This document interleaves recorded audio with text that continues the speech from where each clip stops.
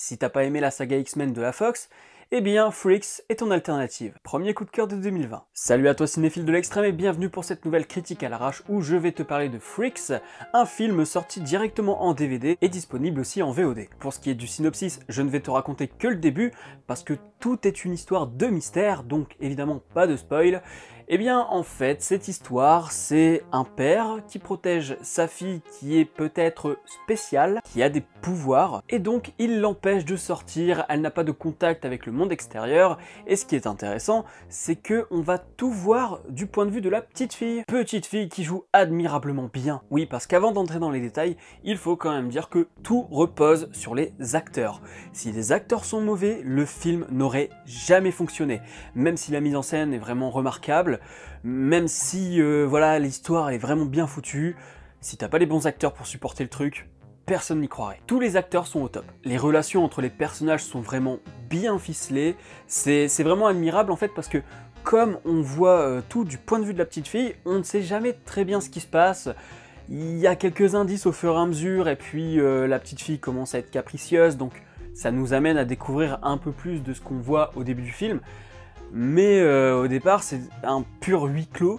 D'ailleurs, la majorité de ce film est un huis clos, mais c'est un huis clos assez particulier, voilà, parce qu'il y a des choses qui, plus tard, quand on te les explique, tu réfléchis à tout ce qui s'est passé durant le film et tu comprends un peu mieux le fonctionnement de certaines choses. Le film nous transporte, mais malgré le comportement curieux du père, c'est-à-dire où on se demande vraiment s'il faut vraiment qu'il enferme sa fille ou quoi, on comprend quand même que la fille a des dons. Voilà, on sent qu'il y a un truc qui va pas.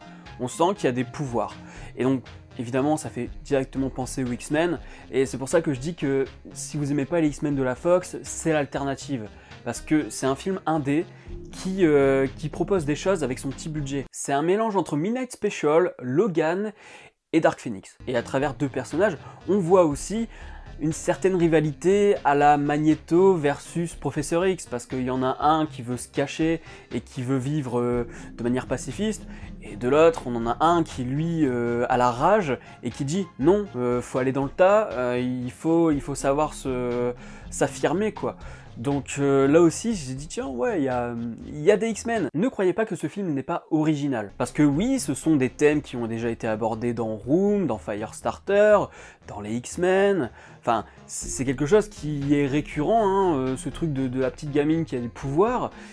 Mais c'est pas pour autant que c'est pas original, parce que derrière il y a quelque chose de très intéressant. Dans l'interview d'ailleurs de Mad Movies que j'ai juste là.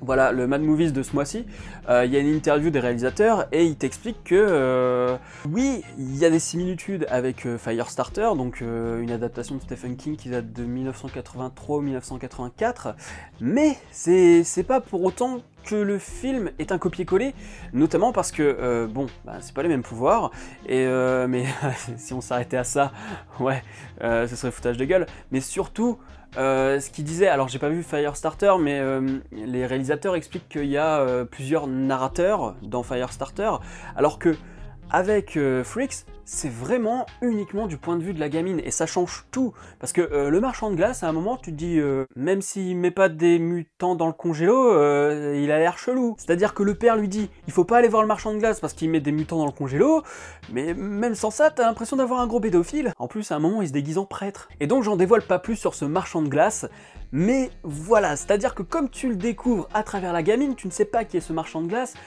et jusqu'à un certain point, tu te dis, putain, mais la gamine, là, dans quoi elle s'est fourrée?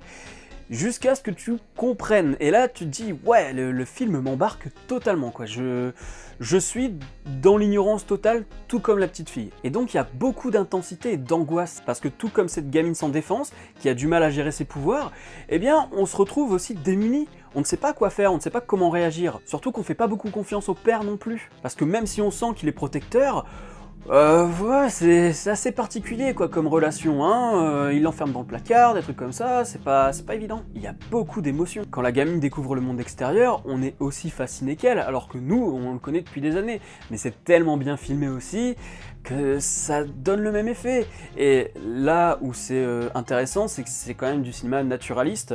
dans le sens où comme c'est un petit budget, il a fallu filmer à la couleur naturelle, ce genre de choses. D'ailleurs, c'est un truc que les réalisateurs aiment bien. Chose qu'ils n'ont pas dû vraiment faire dans Kim Possible, hein, je pense. Oui, parce que c'est le même réalisateur que Kim Possible. Oui, il y a eu un film live action Kim Possible en 2019, et que j'ai pas trop envie de voir. Et dernière petite chose concernant le scénario, parce que sinon, j'allais passer directement à la réal sans apporter ce petit point-là.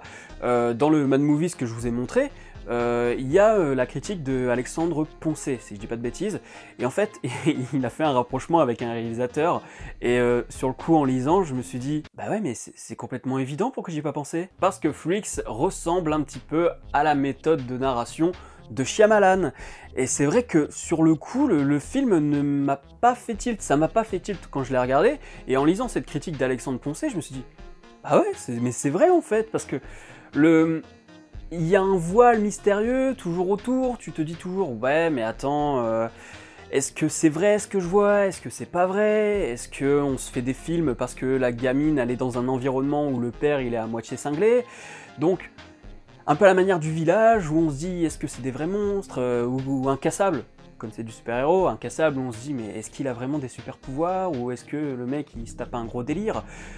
On a cette chose-là aussi jusqu'à avoir un certain dénouement, et ce dénouement va nous permettre d'avancer dans l'histoire avec plus d'éclaircissement. Et donc oui, il y a du Shyamalan, chose que je n'aurais jamais abordé dans cette vidéo si j'avais pas lu la critique avant. Donc ouais, franchement, cette critique du Mad Movies, je le remontre, hein. Le Mad Movies de janvier, hein, c'est celui-là, c'est celui de janvier. La critique qu'il y a dedans et l'interview, c'est vraiment à lire. Il y a une petite critique dans l'écran fantastique, mais je suis désolé pour la personne qui l'a écrit, mais c'est très brouillon. On nous spoil quasiment tout à l'arrache. En fait, on nous gâche tout le film. C'est-à-dire que moi, si j'avais lu ça et que j'avais pas vu le film, j'aurais dit ouais, non mais sous ma gueule. Mad Movies vainqueur. Et donc la réalisation. Eh bien, la réalisation, elle est très bien travaillée. Quand les réalisateurs parlent dans l'interview d'images léchées, eh ben bizarrement, j'ai l'impression que eux, ils regrettent justement de pas avoir les images léchées qu'on peut avoir dans un blockbuster. Et ben moi, je leur dis non. C'est très bien d'avoir ce genre d'image naturaliste. Parce que là, il y a une proximité. Là, on sent le réel. C'est palpable en fait, on le touche. Il n'y a pas de... Alors oui, il y a un peu d'effets spéciaux pour certaines choses, mais c'est des effets spéciaux qui ne sont pas dans... comment dire, qui ne sont pas trop dans le spectaculaire. Donc on va tout de suite y croire. C'est des choses minimes qui servent à la narration naturaliste. Oui, je sais, c'est un peu paradoxal de faire de la mise en scène naturaliste avec du CGI. Mais tu m'as compris. La caméra à l'épaule permet une proximité. En plus de ça, on est souvent à la hauteur de Chloé, donc la petite fille, ce qui fait que ça renforce ce sentiment où on se projette dans ce personnage-là. Derrière, qu'est-ce qu'il y a aussi? Il y a des angles de caméra qui sont très bien parce que ça te met mal à l'aise, parce que les angles de caméra sont inclinés. Et les inclinaisons au cinéma, c'est souvent pour véhiculer le malaise ou quelque chose qui dysfonctionne. Et là, dès que ça dysfonctionne, il y a un choix de cadrage adapté. Il y a aussi de très bonnes idées que je ne vais pas vous dévoiler. Si vous l'avez vu, je vais parler sans en dévoiler, hein. Je vais juste dire que c'est intéressant dans la mise en scène en termes spatio-temporels, voilà, en termes d'espace, voilà, parce il se passe plusieurs choses dans d'autres espaces différents, voilà, dans d'autres lieux différents, de manière simultanée, et c'est ingénieux. C'est ingénieux parce qu'on arrive à lier les deux dans le même plan. Voilà, je pense que là, vous allez comprendre pour ceux qui l'ont vu. Pour ceux qui n'ont pas vu, vous allez rien comprendre, mais en même temps, le but, c'est justement de ne pas vous en dévoiler à ce niveau-là. La mise en scène, oui, en termes de photographie aussi, quand on est à l'intérieur de la maison, c'est très oppressant, quoi. Et dès qu'on sort, il y a ces images de petites banlieues tranquilles, avec le petit marchand de glace coloré, qui fait contraste, et c'est d'autant plus, on y croit d'autant plus parce que comme je le dis, c'est de la lumière naturelle, donc ça fait pas fake comme on peut avoir par exemple chez Burton avec les petites banlieues tranquilles où tout est fort coloré, où les maisons sont très roses, orange et tout, où là il y a un trop plein de couleurs avec contrairement, voilà, là c'est plus, plus normal, on va dire. On va dire que c'est beaucoup plus naturaliste, encore une fois. C'est le mot qui va revenir le plus souvent en termes pour parler de cette mise en scène. Et c'est assez sombre, voilà, c'est pas pour les enfants, hein, il y a de très bonnes idées. Franchement, même la question de la ségrégation, ouais, moi j'ai complètement adhéré. Et bien évidemment, au début, dans les 20-30 premières minutes, tu peux peut-être avoir du mal à t'y mettre, parce que c'est encore flou, tu essayes de bien comprendre ce qui se passe, et tu comprends pas toujours tout. Mais ouais, au bout d'un quart d'heure, 20 minutes, tu rentres dedans, et jusqu'à la fin, moi j'étais choqué, quoi. Je me suis dit, putain, mais il faut attendre un film indé avec peu de budget pour nous faire un vrai film de super-héros. J'aime beaucoup les X-Men de la Fox, mais c'est vrai que quand tu fais la différence avec ce film, en dehors de Logan et Days of Future Past, c'est encore différent parce que c'est une narration très blockbuster, très spectaculaire. Mais Logan, par exemple, qui est beaucoup plus proche de ce film, ils sont équivalents. Ils sont clairement équivalents et c'est le genre de film de super-héros qui m'intéresse, parce que c'est pas vraiment du film de super-héros, c'est plutôt un film social qui emprunte au genre et qui propose justement en termes de mise en scène des choses que le blockbuster va pas te proposer, alors qu'il a des facilités, qu'il a beaucoup plus de facilité pour donner vie à ce qu'il a envie de créer, quoi. Donc voilà. Et bravo les réalisateurs aussi, parce que ce qu'ils disaient, c'est que voilà, ils voulaient pas des gros acteurs, ils voulaient pas que le budget soit nécessairement plus élevé au fur et à mesure, ils voulaient vraiment s'investir pour que le film se fasse dans les temps, et franchement c'est réussi.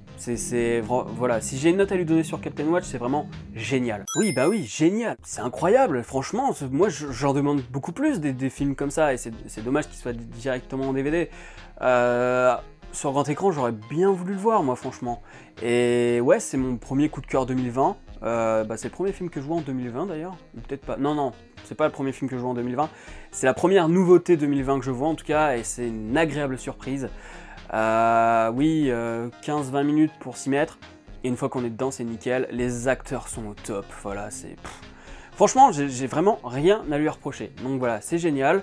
Je t'invite vraiment à partager la vidéo, à faire découvrir le film. Il faut vraiment faire découvrir ce film, parce que c'est le genre d'œuvre de réalisateurs, d'auteurs. Voilà, ce sont des auteurs, ils ont une vision, ils ont un petit budget. Et malgré ce petit budget, ils arrivent à accomplir leur vision. Et ça, c'est vraiment admirable. Et surtout pour de la SF, c'est pas toujours évident de pouvoir faire ce que tu veux quand tu abordes un sujet SF fantastique. Donc voilà, mais vraiment partagez un max pour faire découvrir le film. Je pense qu'on va pas être beaucoup à en parler, c'est vraiment dommage. Je vous invite vraiment à le regarder et à en parler aussi vous en vidéo, ou même par écrit, peu importe. Parlez-en autour de vous de ce film. Moi j'ai vraiment envie c'est vraiment mon coup de cœur de ce mois-ci. J'ai envie que tout le monde le voit, quoi. Voilà, j'en perds mes mots. Donc si la vidéo t'a plu, comme je l'ai dit, tu la partages, tu mets le petit pouce bleu aussi, hein, puis tu me dis en commentaire si t'as envie de le voir. Je pense vraiment que là, je t'ai donné... si je t'ai pas donné envie de le voir, je comprends pas, parce que là, je pense que... Même si je suis beaucoup dans l'analyse, il y a l'émotion qui parle, et j'ai des étoiles plein les yeux, franchement, quand j'en parle, hein. C'est un truc de ouf, j'ai grave kiffé, quoi. C'est, voilà, pour tous ceux qui me suivent, parce que vous kiffez les films de super-héros, parce que j'ai commencé surtout à parler de super-héros dès le début, et cinéma de genre, matez-le, ne vous posez même pas la question. Là, vous regardez la vidéo et vous allez le voir juste derrière. Et vous revenez dans les commentaires pour me dire si vous avez kiffé. Voilà. Je t'invite à me rejoindre sur Captain Watch. Dessus, tu pourras voir mes notes, ce que j'ai envie de voir. Tu peux me lancer des défis et voir mes pitchs de films et séries. Retrouve aussi mes vidéos dans ton fil d'actualité et dans les fiches de films et séries. D'ailleurs, ça me rappelle que j'ai lancé le défi de voir ce film à pas mal de personnes, et je crois que je vais encore continuer. Abonne-toi à la chaîne si ce n'est pas encore fait, et n'oublie pas d'actionner la petite cloche pour être alerté des prochaines vidéos. Quant à moi, je te dis à la prochaine sur la toile. Salut!